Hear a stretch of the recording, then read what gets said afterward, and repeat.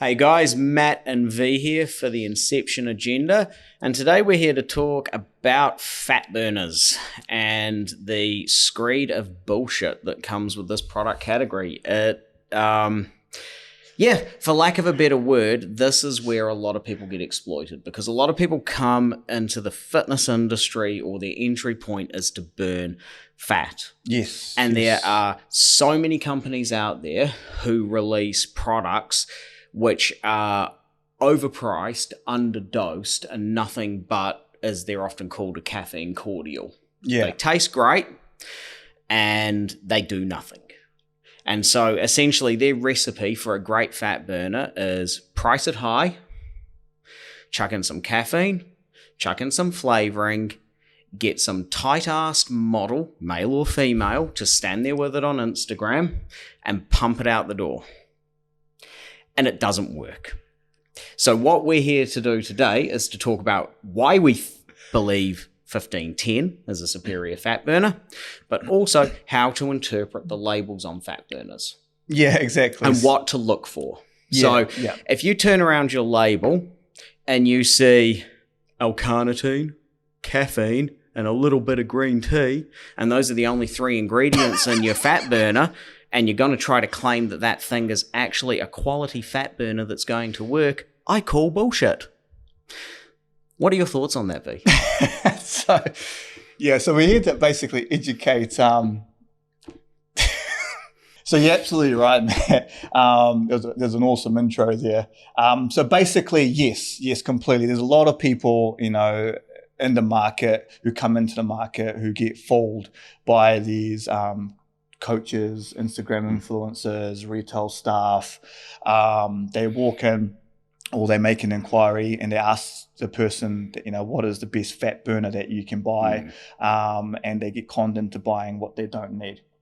So we're trying to give you guys a bit of education on how to pick the product which is right for you and certain ingredients that we believe that should be in a burner. Yeah, basically just to look at the label. Label. And judge our products against all of the other products out there. Judge them on the label. Yeah, and it all depends on what you guys want. If you just want a bit of stimulus, so a little bit of caffeine and a bit of flavoring, there's a lot of products out there. But this is for people who actually want to buy a product which that's a fat burner. That's a fat burner. It will aid in their fat loss journey. Yeah, some of them are just yummy cordial drinks with a bit of caffeine splashed in, and that's fine. Yeah. But market it as that. Don't market it as a fat burner when it's not. Yeah, so they'll market it as in, they'll make it taste good with these amazing flavors. They'll chuck in, a moderate amount of caffeine and then maybe some L-carnitine and call that what we call an all-in-one thermogenic, which is not. Yes. Right? Yes, it'll give you a bit of fat metabolization and a bit of stimulus, but that's it. Yeah. Yeah. There's other people which will put their name behind a brand and sell it because of how they look. We believe that a burner in general is just part of the equation of losing weight. Yeah, all a burner will do is enhance the work that you're putting in the gym. Correct. It is not an answer that is going to keep you shredded 24/7. And as you alluded to before, you get these Instagram celebrities, for those of you can't see it, celebrities for those of you that can, but who act like their fat burner is gonna keep them ripped and stage ready 24/7. Yeah, so just don't be fooled by it. We're trying to let you guys know, even being in the industry, we've always been known for the truth. Being honest. Whether we sell the product or not, whether we advocate the product or not, we'll always be honest. And the honest part of it is basically there is products out there which we don't believe classify as an actual thermogenic fat burner. They're highly marketed and you just don't need to pay that much for them, to be honest. And as Matt alluded to, a burner is a great idea. Yes, they do work, but they'll only work if you're doing the other 80% of which the is journey. keeping your diet clean, doing the cardio. Yeah. It's about, they're just an additional tool. They are not a silver bullet towards fat loss. Correct. So what we tell people is basically if you've got your diet sorted, if you've got your training sorted, then a fat burner is great to accompany it. So say you're doing an hour of cardio a day. and you don't take a burner, you might burn 400-500 calories maximum, right? Yeah. Maybe. True calories anyway. Yeah. And then the next day you take a burner with the hour cardio you're doing, you're going to burn maybe 600-700 calories. Yeah. So they make life a bit easier for you and a bit faster in your journey, and make your body's ability to lose fat that much more efficient. So not a magic pill, not a magic powder. No. But they help a lot. So now if we're talking label. Yep. Yeah. So I said before, any fat burner is going to have L-carnitine or acetyl L-carnitine. I believe, unlike other people, I've pronounced acetyl correctly there. Yes. Acetyl L-carnitine. Caffeine, again, a very common product, which you'd expect to be in any fat burner. Again, nothing special.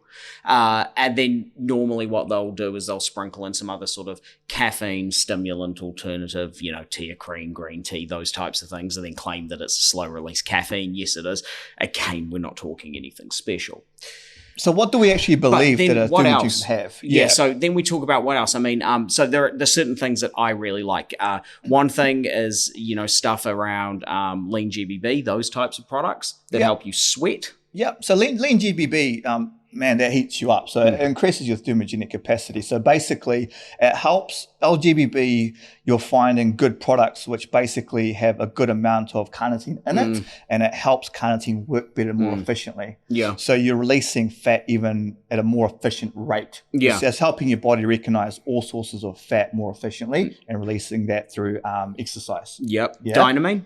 Dynamine's great. Dynamine will basically accompany your caffeine better. Obviously, it's non-stimulant and it keeps your energy levels more sustained for a longer period of time. Because unlike a pre-workout, what we want in a thermogenic is something to last a long time. So we want to take a thermogenic, say 5 a.m. in the morning, and we still want it going till about 2 o'clock in the afternoon. Yeah. So it's all about keeping your body's temperature high, so you're burning calories throughout the day as well. Yeah. There's so basically a complete thermogenic, in our opinion, need to have a good amount of stimulants, but not too much. Yep. It's not about blowing your socks off because it's not a pre-workout. The other problem is too much caffeine. Yes. Smash yourself with too much of that, you get a cortisol response from your adrenal system, and that's going to tell your body to actually store fat. So it's counterintuitive. It's counterproductive to what you actually want from a fat burner. Yeah, and cortisol being a stress hormone is a detriment to have. So we want to keep that under wraps as much as we can. And caffeine, as Matt mentioned, it's in all pre-workouts and thermogenics, but it's a central nervous system stimulant, so it is good to have in there. But you don't want it in there as a primary ingredients, do you? No, and just having more isn't better. Correct. It's not better. That's one thing you've taught me. I used to be, a 4-scoop hero when it came to pre-workouts and things like that. It was just stupid. I didn't need it, and it was counterproductive, and I wasn't actually getting a better workout as a result. Another one, Grains of Paradise. Yep. So Grains of Paradise is fantastic in my opinion. It's basically what it does is it teaches your body. You've got 2 types of adipose tissue, so fat tissue. You've got brown and white, and it basically, I believe, converts the white to brown. Was it the other way around? I can't remember. Yeah, white to brown. So basically cold-induced thermogenesis as well. So basically it's helping different types of fat release as energy. Yeah. So they all accompany each other. So you've got your Grains of Paradise, your lean GBB, acetyl carnitine, all work in different areas to release fat more efficiently. And then appetite suppressants as well, like your chromium and things like that as well. Yeah, I'm going to leave it to you here. See, the other difference is he's the supplement expert. He's the ingredients expert. And I'm not actually afraid to admit that. So unlike other people who get on camera and basically talk bullshit and pretend that they know what they're talking about when they don't, I'm actually willing to hand off because I've extinguished my knowledge now. Dynamine, Grains of Paradise, caffeines and all that. That's it. That's it for me. This is where you as the mad doctor come in and you can kind of cover off the rest of the details. So chromium, I believe it is, a lot of people say it doesn't work. I believe it does. It basically helps balance blood sugar. So when we're talking about blood sugar, we're talking about like insulin sensitivity, making sure our cravings don't go through the roof. forth. Because when we're in a weight loss program or weight loss diet, our sugar cravings go up. And having chromium in there basically helps modulate our cravings. Okay. Yeah. So it's important to have chromium in there. It's important to have your lean GBB, your grains of paradise, and the different types of carnitine as well. A lot of people, promote L-carnitine. We promote acetyl L-carnitine. Yeah, because the difference between carnitine and acetyl is acetyl breaks the blood-brain barrier as well. So as you know, when you're in a calorie deficit, our brain function goes down as well. Yeah. So acetyl actually helps. Where studies show it actually helps with mood.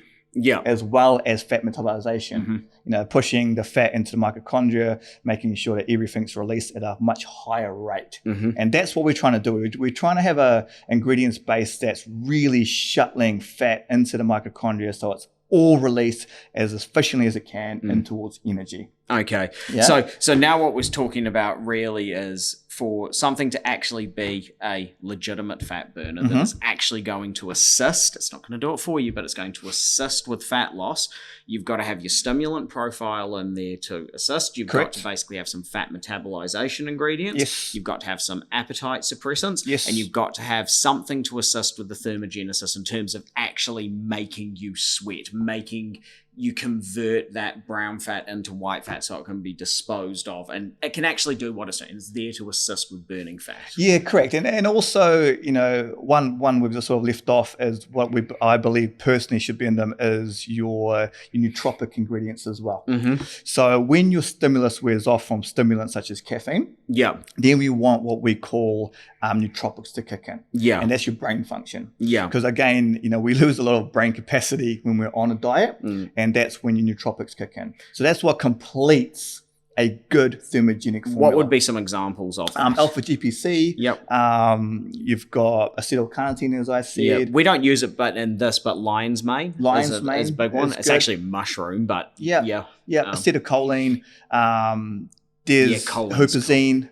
So there's a lot of different. There's choline, bitrate, is it? Or? Choline bitrate's the crap one.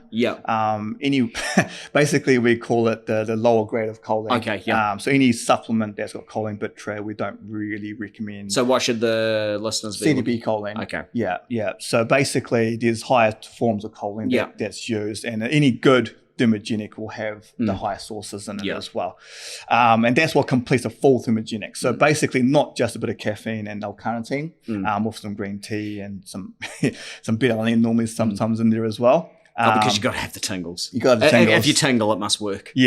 So because as you said, I'm a big advocate for making a product which actually works. And it's not just about having those ingredients in. Like, you got to look at the ingredients panel and be like, well, how have these guys or this company have put this together so each ingredient works together? Like we've put, there's products out there that put grains of paradise in, but they've also mixed it with acetylcarnitine, lean GBB, and they all work in conjunction with each other to make sure that fat is utilized more efficiently through energy. And the other thing with ingredients panels is actually looking at some of the dosages associated, how large is the scoop size and so on and so forth, because often you can look at these things and you might have, say, a 500 gram scoop, not 500 gram, a 10 gram scoop size, and then you might have sort of like 7 or 8 grams of listed ingredients, and then only 2 grams left over of, your proprietary blend, which is typically where all of the good stuff is. But there's no way you could actually hit clinical doses in that 2 grams of anything in that proprietary blend. So actually looking at the scoop sizes and actually starting to try and work out, well, how much is allocated to that particular proprietary blend is really, really important. Because if it's only, 500 micrograms or something like that, odds are you're probably not going to be getting clinical doses of a lot of things. And if you're not, basically what clinical dose means is that it's been studied over various amount of studies that that's the dosage which you need for the product, the ingredients to work. So a lot of companies, there's companies out there that we see that will have all these ingredients, but in very minute dosages. So you look, if you want to buy a proper thermogenic, make sure it's all clinically dosed, label accurate, and it's got majority of the 5 topics that we talked about. Absolutely. This is Matt and V for the Inception Agenda.